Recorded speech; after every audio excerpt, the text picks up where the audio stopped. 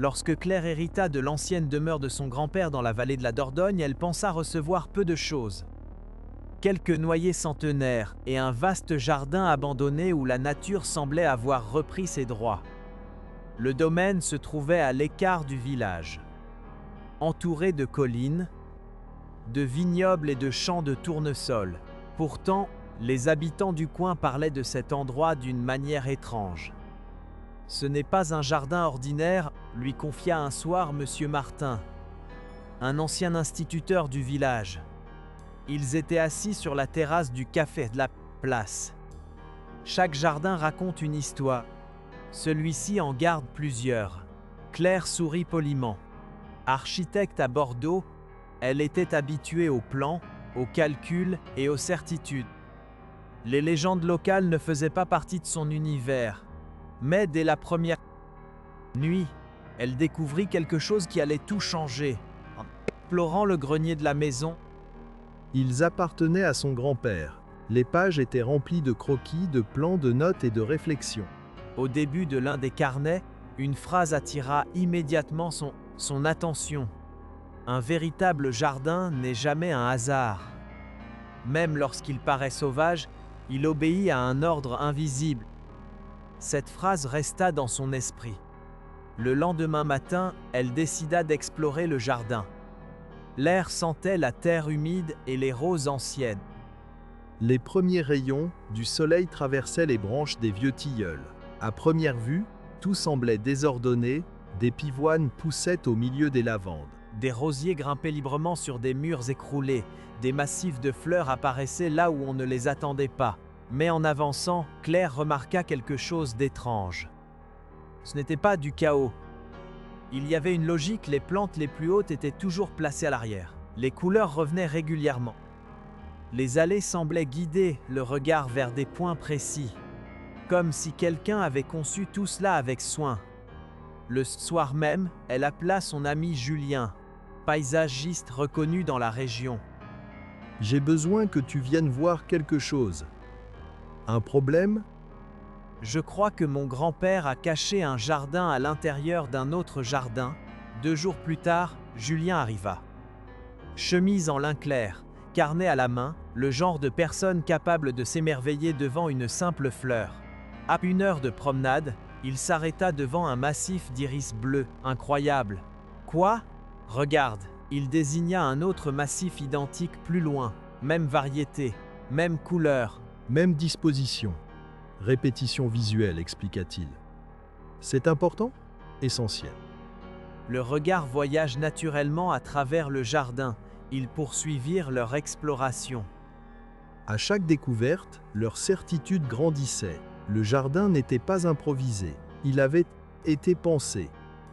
Les roses revenaient régulièrement. Les couleurs se répondaient. Les allées reliaient différents espaces. Même les vieux arbres semblaient dessiner des pièces à ciel ouvert. Des chambres de jardin, dit Julien. Des chambres ? Des espaces avec leur propre atmosphère. Claire observa autour d'elle. Pour la première fois, elle comprit, près de la maison, le jardin était élégant et structuré. Plus loin, il devenait libre et sauvage.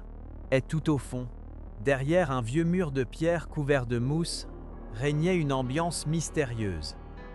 Chaque partie semblait raconter une histoire différente. Le soir, ils s'installèrent sous une pergola, le soleil disparaissait derrière les collines. Julien feuilletait l'un des carnets. Soudain, il s'immobilisa. « Claire, qu'y a-t-il » Il tourna lentement le carnet vers elle. Sur la page figurait un dessin géométrique, des haies taillées, des allées symétriques. Des formes parfaitement équilibrées, et au centre point un cercle marqué à l'encre rouge, sous le dessin, une phrase point. Lorsque le jardin sera prêt, le cœur s'éveillera. Claire fronça les sourcils. Ça ne veut rien dire. Peut-être que si. Comment ça ? Julien releva les yeux. Je crois qu'il existe une partie du jardin que tu n'as pas encore découverte. Le silence s'installa. Une légère brise traversait les roses. Claire regarda de nouveau le dessin. Quelque chose la troublait, comme si elle ne tenait pas un simple plan. mais une carte. Une carte menant à un secret oublié depuis des décennies. En tournant la page suivante, une vieille photographie glissa sur le sol. Elle représentait exactement le même jardin. Mais au centre se trouvait une structure qui n'existait plus aujourd'hui. Une arche recouverte de roses. Au dos de la photo, une phrase écrite à la main. Ne laisse jamais disparaître le portail. Claire dormit à peine cette nuit-là. La photographie resta posée sur la table à côté des carnets de son grand-père. Plus elle l'observait, plus elle remarquait des détails. L'arche couverte de roses n'était pas particulièrement imposante. Et pourtant, elle semblait être le cœur du jardin. Tout convergeait vers elle. le plus étrange était qu'elle avait disparu. Le lendemain matin, le soleil baignait la Dordogne d'une lumière dorée. Les vignes scintillaient sous la rosée. Julien arriva tôt. Alors, Claire lui montra, encore une fois, où elle se trouvait. ils passèrent la matinée à comparer les clichés anciens avec le jardin actuel. Ils mesurèrent les distances, étudièrent les vieux arbres, analysèrent les murs encore debout. Rien ne correspondait. Jusqu'à ce qu'ils atteignent une clairière envahie par les herbes hautes. Claire s'arrêta brusquement. « Attends !» Qu'est-ce qu'il y a?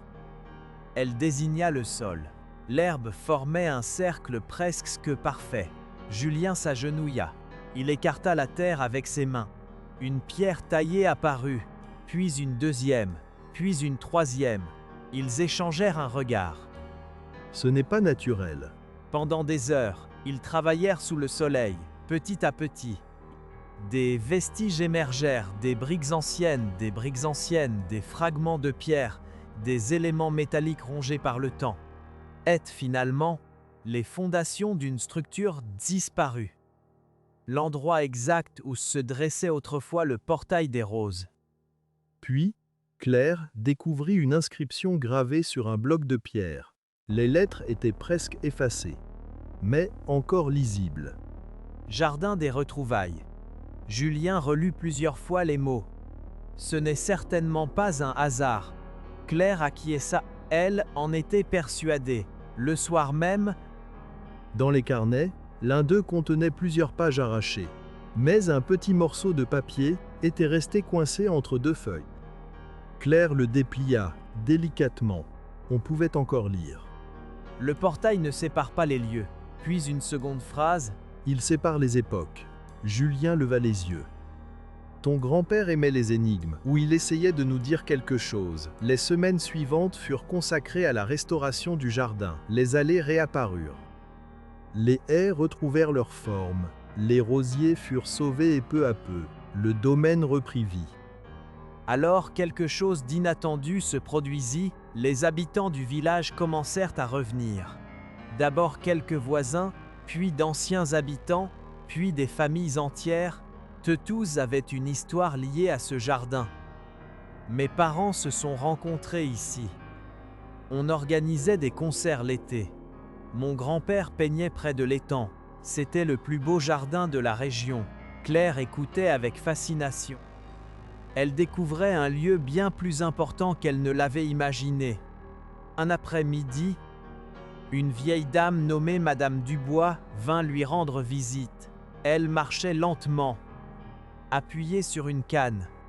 Lorsqu'elle aperçut la photographie, ses yeux s'emplirent d'émotion. Je pensais ne jamais revoir cette arche. Claire sentit son cœur accélérer. Vous la connaissiez? Bien sûr. Pourquoi était-elle si importante? La vieille dame sourit.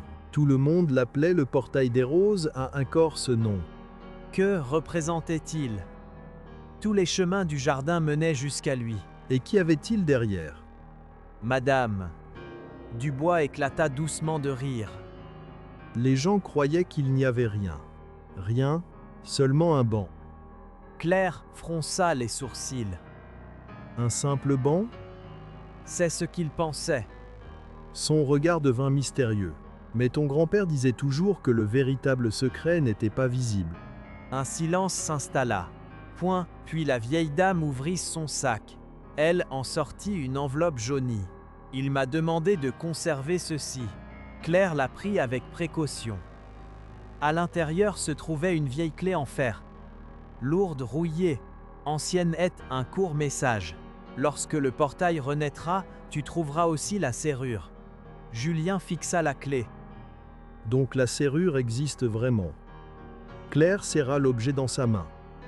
Pour la première fois, elle comprit qu'il ne s'agissait plus seulement d'une histoire de jardin. Quelque chose attendait depuis très longtemps. Quelque chose que son grand-père avait soigneusement préparé. Cette nuit-là, un violent orage éclata. Le vent secouait les arbres. La pluie frappait les vitres. Claire observait le jardin depuis une fenêtre lorsqu'un éclair illumina soudain le domaine. Pendant une fraction de seconde, elle aperçut quelque chose. Au centre des anciennes fondations du portail, un reflet métallique, brillant, point, fugace. Comme si un objet enfoui depuis des décennies venait soudain de répondre à l'appel de la lumière. Puis l'obscurité revint, mais Claire savait une chose, sous la terre du vieux jardin, quelque chose attendait encore. L'orage s'était éloigné au petit matin. Une légère brume flottait au-dessus des vignobles de Dordogne, tandis que les roses encore mouillées étincelaient sous les premiers rayons du soleil. Claire n'avait presque pas dormi. L'étrange reflet aperçu pendant l'éclair revenait sans cesse dans son esprit. Dès l'aube, elle rejoignit Julien près des anciennes fondations du fond du portail des roses. Mais ce n'était pas une serrure ni un coffre, c'était une plaque de bronze.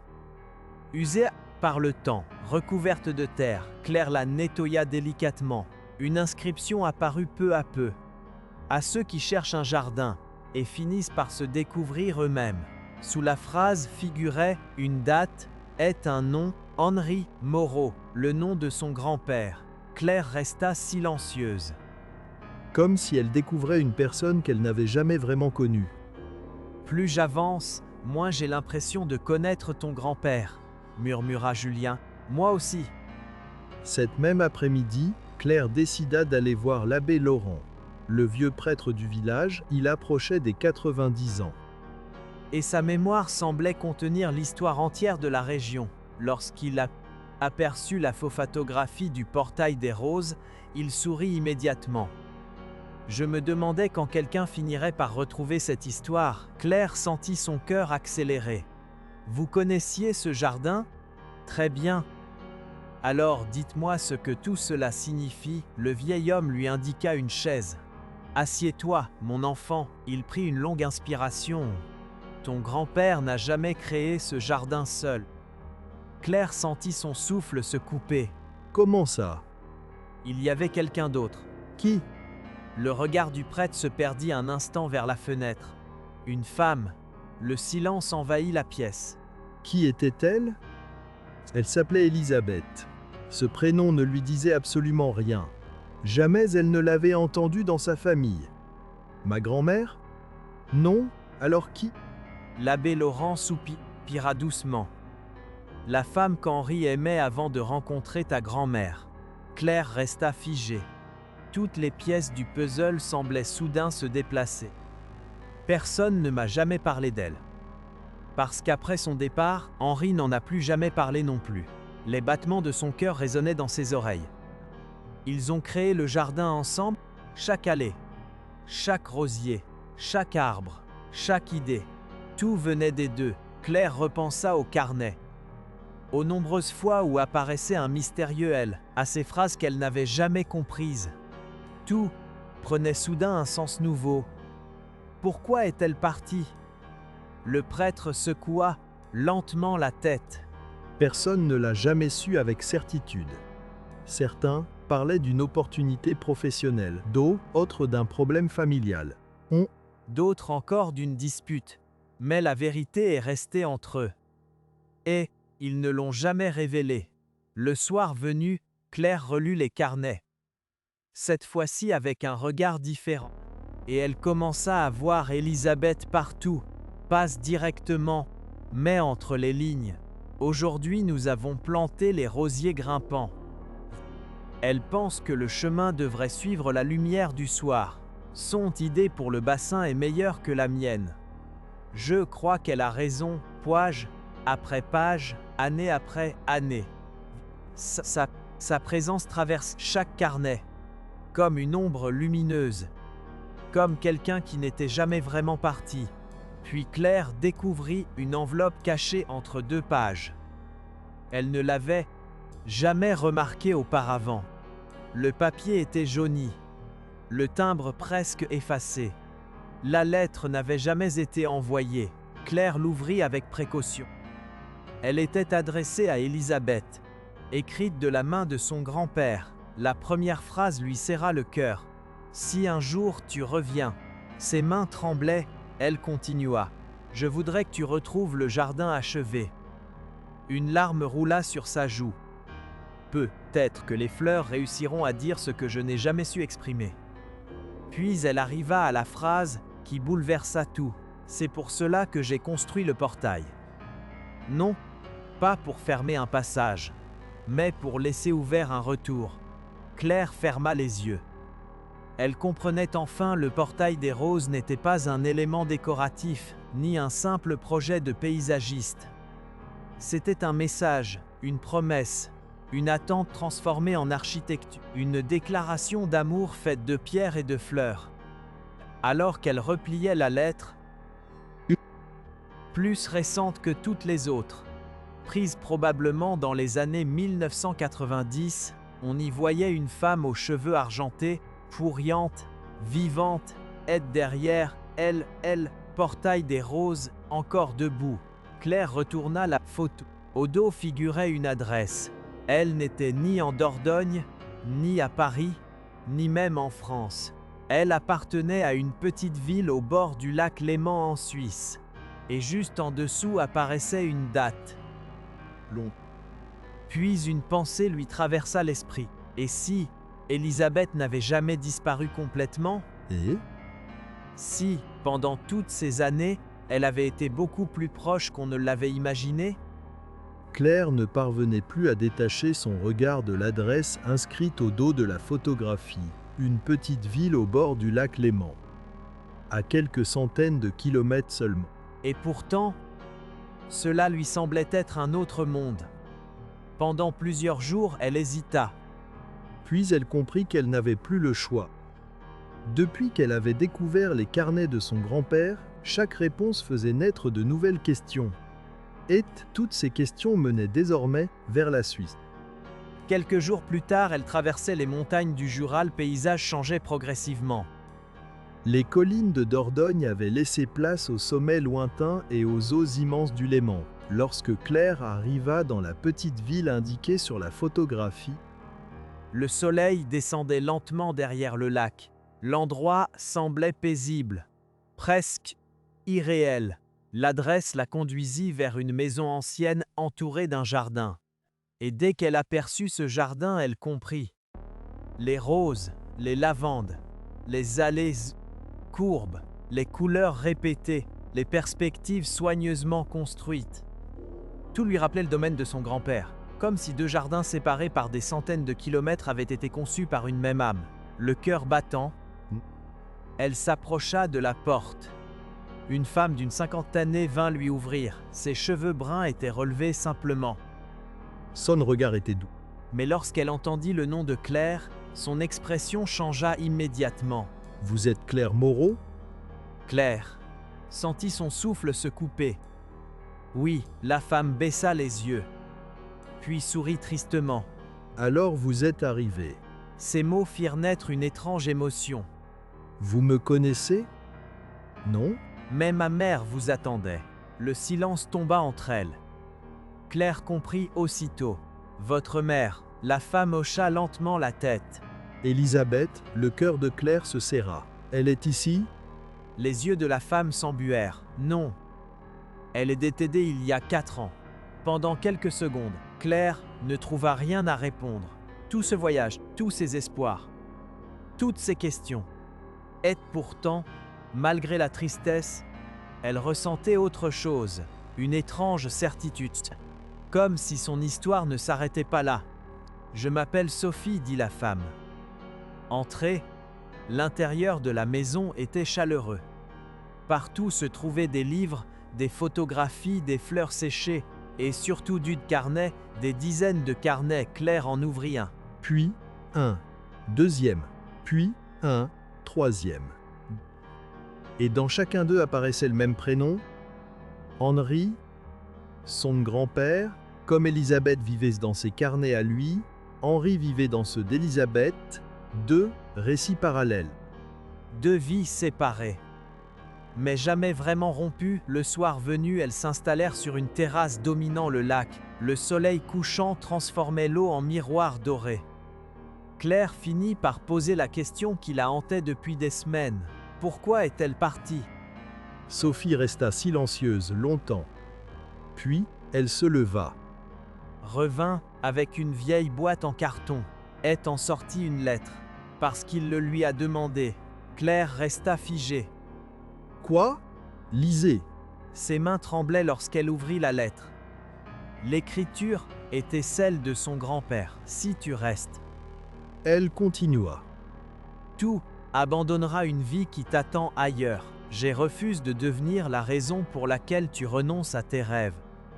Claire sentit les larmes monter. Chaque phrase révélait une vérité inattendue. Il n'y avait jamais eu de trahison, ni de dispute, ni de rupture. Henri avait aimé Élisabeth au point de la laisser partir. Et Élisabeth l'avait aimé au point d'accepter ce sacrifice. Sophie essuya discrètement une larme. Ma mère est revenue en France plusieurs fois. Claire releva brusquement la tête. Elle est revenue? Souvent. Souvent. Elle a revu le jardin? Oui, le cœur de Claire s'emballa. Mon grand-père le savait? Sophie esquissa un sourire mélancolique. Je pense que oui. Un long silence suivit. Le lac brillait sous les dernières lumières du soir. Puis Sophie se leva. Elle entra dans la maison. Elle revint avec une petite boîte en bois. Très ancienne. Elle la posa devant Claire. Ma mère m'a demandé de remettre ceci à un membre de la famille Moreau. Si quelqu'un venait un jour jusqu'ici. Claire ouvrit la boîte. Et son souffle se coupa. À l'intérieur se trouvait un morceau de métal, une moitié de clé, exactement identique à celle trouvée en Dordogne. Les deux fragments appartenaient au même objet. Les deux fragments.